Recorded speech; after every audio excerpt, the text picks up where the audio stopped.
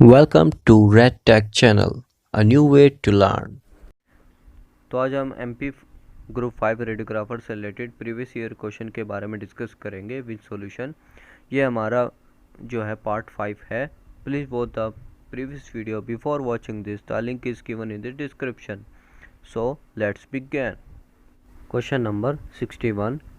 Due to anode Hill effect of the X-ray tube, the thicker part to be radiographed should be faced to what of the X-ray tube। यानी कि anode हिल effect में जो हमारा दर्शाता है कि एक जगह हमारा थिकर पार्ट होता है रेडियोग्राफ में और दूसरी जगह थिनर पार्ट होता है।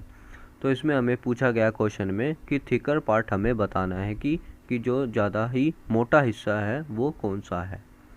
तो ऑप्शन है हमारे कैथोड साइड, ऑप्शन सेकंड है हमारा एनोड साइड, ऑप्शन थर्ड है हमारा between anode and cathode side, option 4 है हमारा सेंट्रल एक्सिस।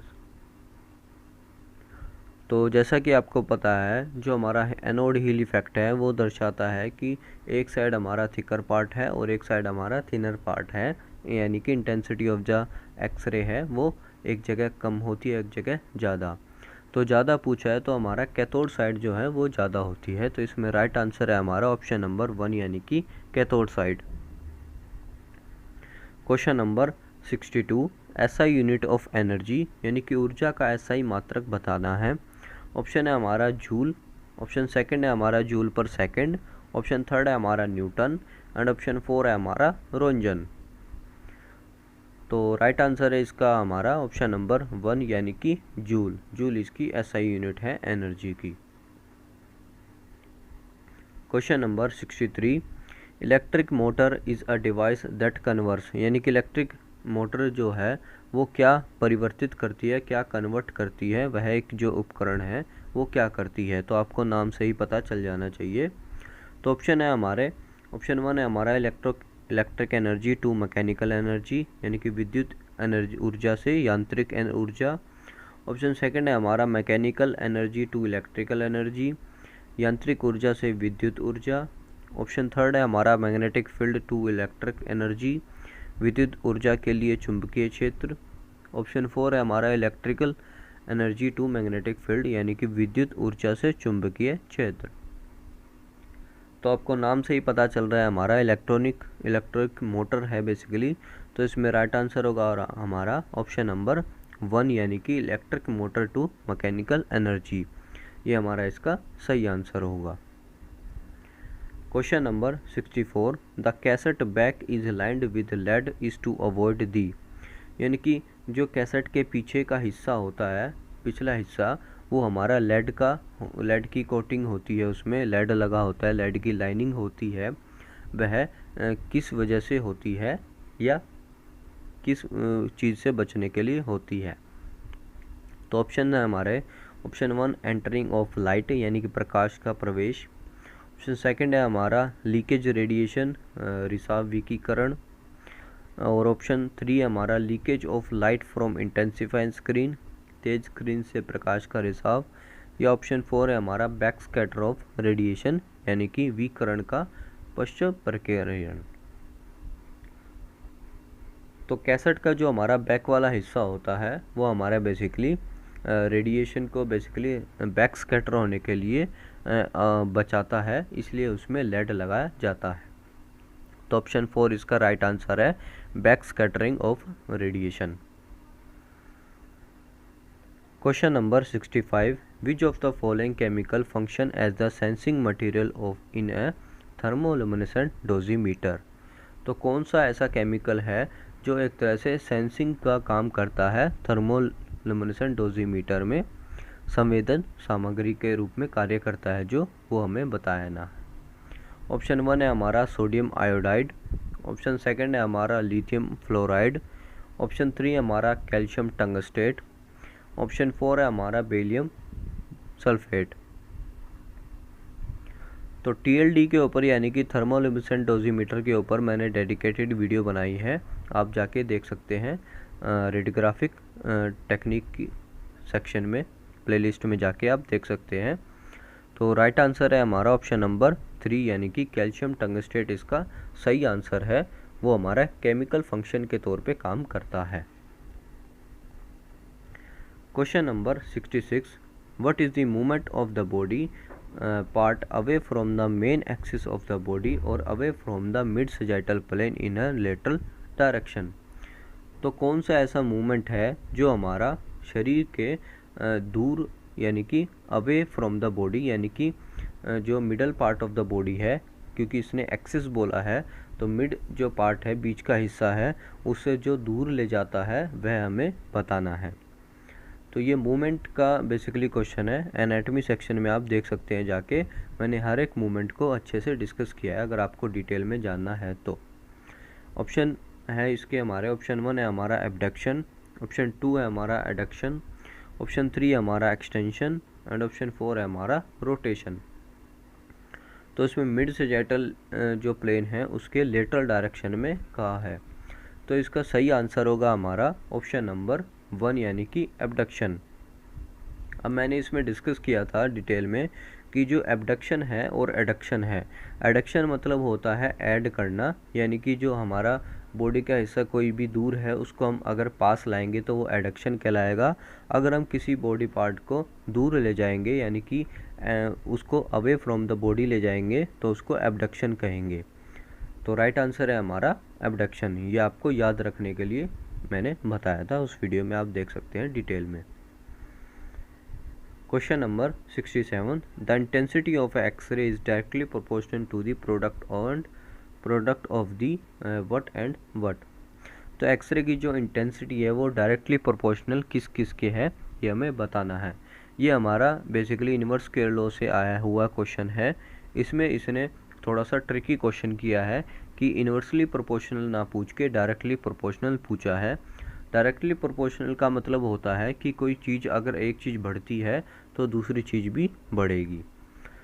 तो ऑप्शन है हमारा ऑप्शन 1 क्वालिटी और मास, ऑप्शन 2 है हमारा ट्यूब करंट और एक्सपोजर टाइम, ऑप्शन 3 है हमारा quality and tube current, option 4 है हमारा क्वालिटी एंड एक्सपोजर टाइम। तो इनवर्स स्क्वायर लॉ में हमें पता है कि जो इंटेंसिटी होती है एक्सरे बीम की वो इनवर्सली प्रोपोर्शनल होती है distance of the square of the distance between them.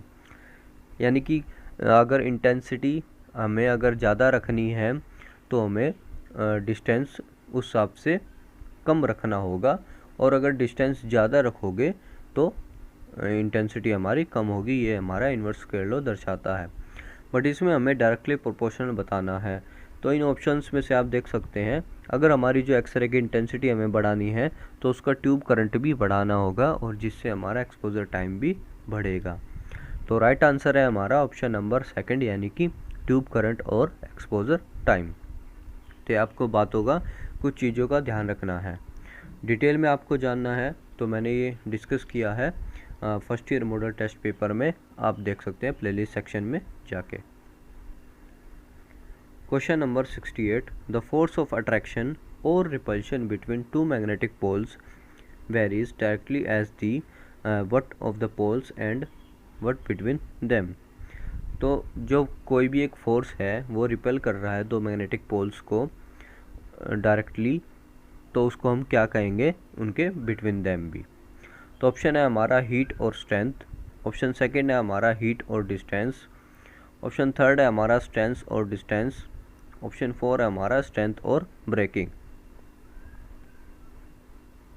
तो राइट आंसर की बात करें तो हमारा ऑप्शन नंबर 3 इसका राइट आंसर है कि जो स्ट्रेंथ है वो बेसिकली फोर्स को अट्रैक्ट और रिपेल करती है, और जो उसका डिस्टेंस है वो दर्शाता है of the poles and distance between them. तो राइट आंसर है हमारा ऑप्शन नंबर 3 यानी कि स्ट्रेंथ और distance. Question number 69, protective housing around x-ray tube contain oil that serve as both what and against electric shock and as an dash to dissipate heat। यानी कि जो x ray tube के चारों तरफ सुरक्षात्मक आवास में तेल होता है वह बिजली के झटकों के खिलाफ किस रूप में वो करता है, बचाता है, और गर्मी को दूर करने के लिए भी इस्तेमाल होता है। तो ऑप्शन है हमारे, ऑप्शन 1 है हमारा इंसुलेटर और थर्मल कुशन, ऑप्शन 2 है हमारा थर्मल कुशन और इंसुलेटर, ऑप्शन 3 हमारा कंडक्टर और वेपोराइजेशन, ऑप्शन 4 है हमारा वेपोराइजेशन और कंडक्टर। तो ये हमारा एक्स-रे ट्यूब की जो स्ट्रक्चर है उससे रिलेटेड क्वेश्चन है। तो ये स्ट्रक्चर के बारे में ही मैंने बेसिक फिजिक्स की प्लेलिस्ट में डिस्कस किया है, तो आप वहाँ पे जाके देख सकते हैं, और एक कंप्लीट वीडियो भी है ओनली ऑन एक्स-रे ट्यूब पे। तो जो एक्स-रे ट्यूब में हाउसिंग है यानी कि ऑयल में सबमर्ज्ड किया होता है, वो हमारा एक तरह से इंसुलेटर का काम करता है, जो इलेक्ट्रिक शॉक से बचाता है और थर्मल कुशन देता है, जो कि हीट को डिसिपेट करता है यानी कि बिखेरता है। तो हमारा राइट आंसर है हमारा ऑप्शन नंबर 1 यानी कि इंसुलेटर और thermal cushion. Question number 70, during interaction the electron from an outer shell fill the hole in the inner shell, hence forming radiation is known as. तो इंटरेक्शन के दौरान जब हमारा आउटर शेल से electron एक इनर शेल पे hole करता है, वो एक रेडिएशन क्रिएट करता है, फॉर्मिंग एक तरह की रेडिएशन बनाता है, वो उसको हम क्या कहेंगे। ऑप्शन है हमारा पेयर प्रोडक्शन, ऑप्शन सेकंड है कॉम्पटन इंटरेक्शन, ऑप्शन थर्ड है हमारा कोहेरेंट, ऑप्शन 4 है हमारा कैरेक्टरिस्टिक रेडिएशन। तो राइट आंसर है हमारा ऑप्शन नंबर 4 यानी कि कैरेक्टरिस्टिक रेडिएशन। इसके बारे में आप डिटेल फिजिक्स की प्लेलिस्ट में जाके देख सकते हैं। Question number 71, device use to vary the resistance is called, यानी कि प्रतिरोध को बदलने के लिए प्रयुक्त जो डिवाइस है वो किसे कहा गया है। ऑप्शन है हमारा एमीटर, सेकंड है हमारा वोल्टमीटर, ऑप्शन थर्ड है हमारा रियोस्टेट, ऑप्शन 4 है हमारा कैपेसिटर। तो राइट आंसर है हमारा ऑप्शन नंबर 3 यानी कि rheostat. Question number 72, higher the what of the target atom and the dash will be efficiency of the production of X-ray, कि जो हायर अगर हम लार्जर जो टारगेट एटम है उसको क्या लार्ज करें जिससे कि हमारे जो प्रोडक्शन है एफिशिएंसी एक्सरे की वो बढ़ेगी। तो ऑप्शन है हमारे मास नंबर और एवरेज, ऑप्शन सेकंड है हमारा एटॉमिक नंबर और एवरेज, ऑप्शन थर्ड है हमारा डेंसिटी और ग्रेटर, ऑप्शन 4 है हमारा एटॉमिक नंबर और ग्रेटर। तो राइट आंसर है हमारा कि जैसे कि हम एटॉमिक नंबर को ज़्यादा बढ़ाते हैं, जो भी टारगेट एटम है उसका एटॉमिक नंबर अगर हम ज़्यादा रखते हैं तो उससे greater efficiency of production of x-ray होगा। तो हमारा राइट आंसर है हमारा ऑप्शन नंबर 4 यानी कि एटॉमिक नंबर और greater. Question number 73, primary coil has 100 coils turns and secondary coil has 30,000 turns. If the potential difference across the primary coil is 100 volt, what is the potential difference across the secondary coil according to the transformer law is what? तो इसमें दो कोयल दी गई हैं, primary और secondary. तो primary में हमारा 100 turn है और दूसरे में हमारे 30,000 यानी कि 30,000 फेरे हैं। एक तरह से आप समझ सकते हैं कि दो कोयल है जिसमें जो वायर है वो फोल्डेड है। अब उसमें पहली में जो है वो वोल्टेज दी गई है 100 वोल्ट और हमें दूसरे की निकालनी है। तो ऑप्शन से हमारे ऑप्शन 1 100 वोल्ट, ऑप्शन सेकंड है हमारा 1000 वोल्ट, ऑप्शन थर्ड है हमारा 3000 वोल्ट एंड ऑप्शन 4 है हमारा 30,000 वोल्ट।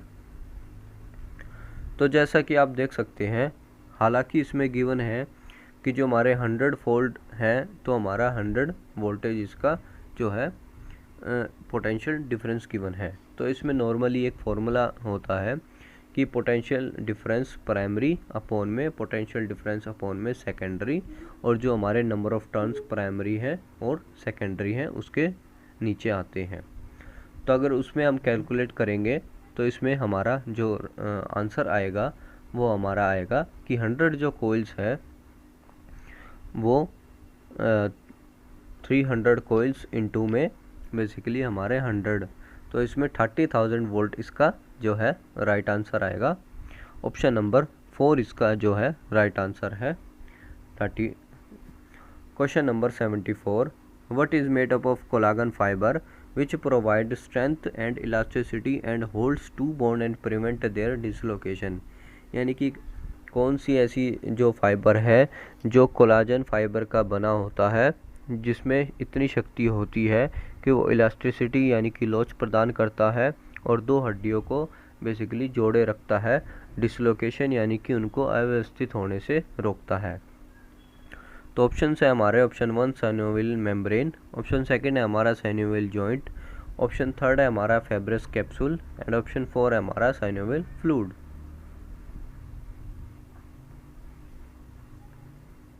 तो इसमें राइट आंसर है हमारा ऑप्शन नंबर थर्ड यानी कि फाइब्रस कैप्सूल।